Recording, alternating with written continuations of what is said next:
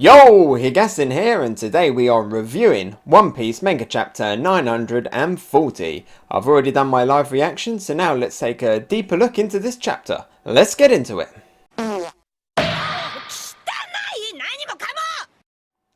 So the chapter name is The Spark of the Rebellion. Obviously Oda has been pumped up by Star Wars Celebration and must have watched The Last Jedi before he came up with this chapter name. We are the spark that will light the fire that will restore the Republic. But it starts off here with another fan request of Bartolomeo, and he's made some candy sweets to the Straw Hat crew, and he's protecting them from a bunch of kids. It's alright, it's a little bit of fun. There's a little Panda Man reference in there, but that's all it kind of really is, just a bit of fun. Sadly again, you know, we've got the Straw Hat crew there, and there's no Jinbei represented. But I guess Bartolomeo never knew that Jinbei had technically joined at this point. But it would have been nice for some kind of representation. We've got all other animals around it, and not one of them is like a whale shark or anything like that. So it would have been nice to have a little hint for Jinbei. But once again, Jinbei's getting neglected. I mean, we've even got a rabbit there. Come on, Carrot's represented. Because you know she's going to be a future Straw Hat. So we start off this chapter, and Law has gone off to rescue his crew. He took what Shinobu said to him very personally, and he's gone off to help his crew regardless of anyone else helping him. It would have been nice to have at least one of the Straw Hats go help, like Sanji or Frankie or someone, especially for all of that he's done for them. But no, he goes off on his own to do it. I expect that he'll probably get them out quite easily, or at least I'd hope so, because he can just use his room from a distance to basically teleport them out of the jail. He has a clear line of sight into the jail, because we've seen already that it's an open, kind of like an open air jail. Well, not open air, but you can see through it. It's exposed, it's in the middle of the city. So, you know, he should be able to room them out, but we'll see where this goes. It could lead to somewhere interesting. It could lead to a little bit more fracturing in the alliance. You know, maybe Law here starts going off and doing his own thing. I'm not quite sure where this is going to lead, but it's definitely an interesting revelation. And we also get Nami and Usopp talking about the fact that Law has gone off and that maybe Beppo and the rest of the crew leaked the information. We know that they didn't, but they don't know this, and they're having like this little joke about how long it would take them to spill the beans. Like, I'm pretty sure in an actual situation, if it really came down to them being tortured, they wouldn't spill the beans, but I am wondering if this is going to be like a little bit foreshadowing, you know. Nami said that she could probably hold it a little bit longer than Usopp, and they were both joking that eventually they would spill the beans, so maybe they actually will get captured and will get interrogated. Oh yeah.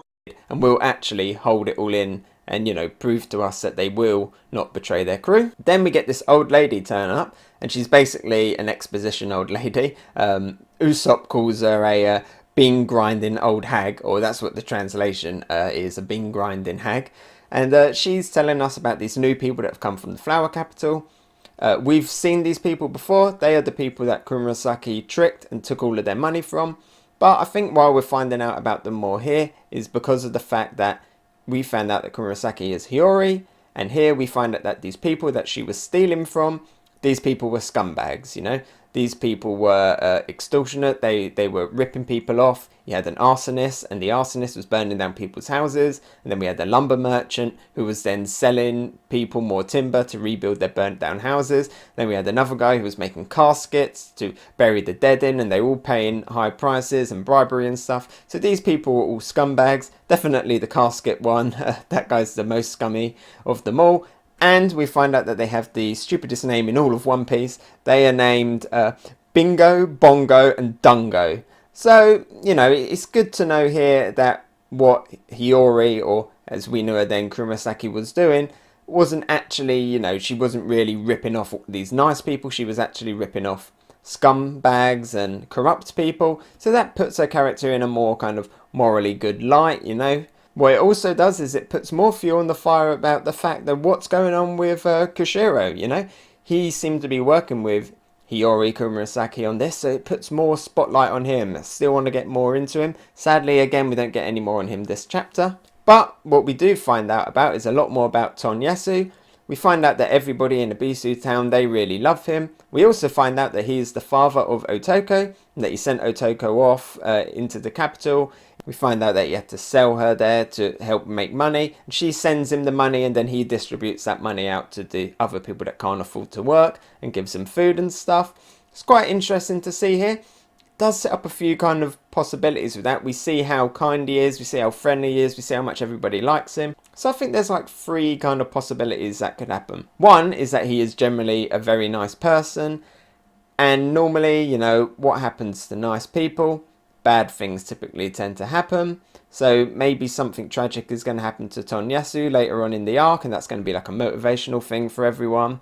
The second thing is that these are hints, and I'm going to say pretty obvious hints, that Tonoyasu is the witching hour boy, because we see here that he wants to, you know, take money and help the poor and stuff, and that all lines up with this kind of Robin Hood character that the witching hour boy is. If it does turn up that Tonoyasu is the witching hour boy at this point, I don't think it's going to be any big shock, kind of like the Komurasaki Hiyori thing. I think we've all kind of guessed it. That seems to be the most likely thing right now. And then the third option, which I think will be a little bit more interesting, is that actually he's playing himself up as this nice guy, everybody loves him, but really, deep down, he is the guy that's selling them all out, and he is actually the bad guy. That'll be a quite nice twist, but I'm more leaning towards the witching hour boy. I feel like we spend a little bit too much time in Ibisu Town at the start of this, but thankfully we end up back in Udon Prison, back to Luffy and Old Man Hyo, and Luffy is still continuing to master his new advanced Haki. We find out here that in Wano they call Haki Ryo, I think that's how you pronounce it, Ryo, and that for them they see it as like a flow, they relate it to flow. And in seeing Luffy trying to master this, Old Man Hyo says to him, it's quite an interesting line, rather than exerting power, you should take the unnecessary Haki surrounding your body and make it flow through your fist. Again, we don't really get too much insight as to what this new Haki that he's trying to do actually is. It's a bit of an interesting line. It still doesn't really give you too much information. It is a little bit confusing. You know, we've seen characters like Zoro, they're able to make their Haki flow into swords and stuff. But I'm guessing what he means more is like flow outside of like your body or stuff that your body is touching, because you know we've seen Haki and stuff go on clothes and stuff, so, and to project it outwards. What he's also saying here is that there's Haki surrounding your body. I always thought of Haki as something that's more on your body and comes from within your body, but I guess here he's talking more about an aura that is around your body and like concentrating all of that into your fist and then firing it off as like a kind of invisible beam like we've seen characters do in the past, like Sentomaru. Kind of reminds me very much of Hunter x Hunter and like Nen, and how, you know, they used to take parts of their aura and put it in specific places to make that a little bit more powerful. Or like the chakra from Naruto with like Asuma and his chakra blades, you know, making it into a point and stuff. So I think you kind of more got to think of Haki now a little bit more like this, more about an aura that's around your body and not just like in one area. You know, when we see the black Haki, it always looks like it's in one area of your body, but I guess that's where the main focal point is, and there's still more Haki around the rest of your body. So that's quite interesting. What's also interesting is we find out that Old Man Hyo knew Gol D Roger. I kind of thought that he was going to know him anyway, because he was around that time period where Roger was coming to Wano. And, you know, a lot of the other characters like Odin and stuff already knew Roger, so that all kind of lines up. What is interesting is that he knows Roger as the Pirate King, so Roger was definitely in Wano when he was known as the Pirate King. But what he doesn't know about is he doesn't know about the 4 Emperors, the Yonko, so, you know, that's pretty interesting. We know that Old Man Hyo there hasn't been out of Wano, he only knew Roger because Roger came to Wano. So Luffy keeps trying out all of these moves, and he's trying it out for so long that it's night time and everyone's gone to sleep. So they've just left Luffy and Old Man Hyo in the ring. They can't leave the ring anyway because they've got those collars on. The second they leave the ring, they'll explode. So Luffy and Old Man Hyo just get to hang out in the middle. They've got a few guards around, but Luffy just knocks them out with Komurasaki. And this, you know, gives them an opportunity to have their own little bit of exposition. Be honest, it's a very exposition heavy chapter this week. But there is some good stuff in it, especially in this later half. It's in this moment that we find out about the fact that Old Man Hyo knew Roger.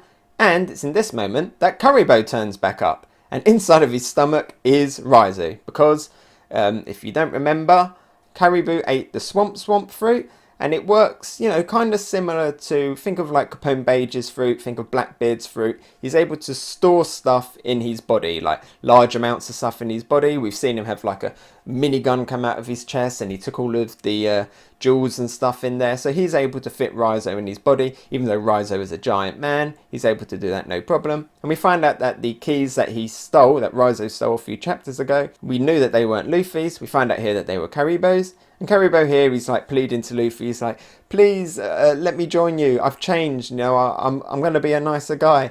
And Luffy like outright believes him. And what's weird here is that Caribou actually says to Luffy, take me out of here on your ship. So here we go. Caribou, wet head, Caribou confirmed as a Straw Hat. Right here, it's been said. Because Luffy's like, sure, okay, yeah, you can come with me. I believe you now. Of course, that's never going to actually happen. But now we have a new member of the Alliance. So we've got the Wet Head Straw Hat Pirate Alliance here. And here we get Raizo talking about more of the people that they need to rescue. And Old Man Hyo chips in as well. And we also find out that the prison, the little bit of the prison that we've seen, is only a small part of the prison. There's 4 other areas. And the prison is full of people that want to rebel against the rulers, like Orochi. Also in the prison are the rest of the Yakuza bosses from the time Old Man Hyo was. And there's 4 other Yakuza bosses and there's 4 other areas. So I guess that in each area is another Yakuza boss. And we get silhouettes for the other missing 4. Not sure how I feel about this. We just found out who the 9 scabbards are. One of them, Denjiro, we don't know what he looks like, but we know who they are. And now we got these other 4 mystery characters. I feel like maybe we're getting a little bit too many characters. We've already got a lot of characters that we're trying to balance, and we're jumping over here, we're jumping over there all the time. You know, we finally got most of the Straw Hats together, and then Zoro wandered off, and now Law's wandered off as well. And we still got other characters like Killer and like Scratchmen that we haven't even seen yet. And now we're throwing in another 4. I mean, like I say, we still haven't seen Denjiro. We still don't know what Kamamatsu looks like. He's brought up again here as a must-have ally. So obviously he's very, very strong. But I'm guessing from here we are going to get an Impel Down version 2. And right at the end, Brownbeard is coming. No, it's not actually Brownbeard. But it looks like him. At first when I saw it, you see Big Mum sitting on the Croco Shark. And it kind of looks like Brownbeard from the back. But it's not. It's Charlotte, and she's almost there. You can see the prison in the background. Chopper's still worrying about the fact that he lied to her, but we all know that that's going to be okay because Queen has her favourite Oshiruku anyway. So yes, Big Mom hopefully should be here. Maybe next chapter, maybe the chapter after. So overall, what do I think about the chapter? Like I say, it was very exposition heavy. Some of the stuff was good, some of it not so much. Maybe spent a little bit too much time talking about Tonoyasu. We also had pretty much an entire page of Nami and Usopp talking about whether or not they'll spill the beans if they get captured. Hopefully that will have some kind of payoff later on. But I think you could have probably skipped that and got into a lot more stuff. Maybe cut back to Zoro or something. But overall, pretty good. I like the fact that we now get Caribou turn up again because he kind of disappeared for a little bit and I was wondering where he was. So it's good to see him back. I'd have to say that this chapter, Manga chapter 940, is probably a purple tier for me. It wasn't that exciting, but there was still some good information in there. Like I say, Big Mum is on her way, so hopefully that's going to lead to some excitement in the next few chapters. Also, we've got Law now going off on his little mission, so hopefully we get to see that as well. But yeah, that's it. Let me know what you think, let me know what do you think about Tonoyasu. Is he going to be a good guy? Could he be a bad guy? What do you think about Caribou? Is he going to be a bad guy? Can we trust him to join Luffy and everything in this? Also, I did notice that he's got like a crescent moon on his beard as well. Pretty sure it's just a coincidence, but it's a nice little thing to note.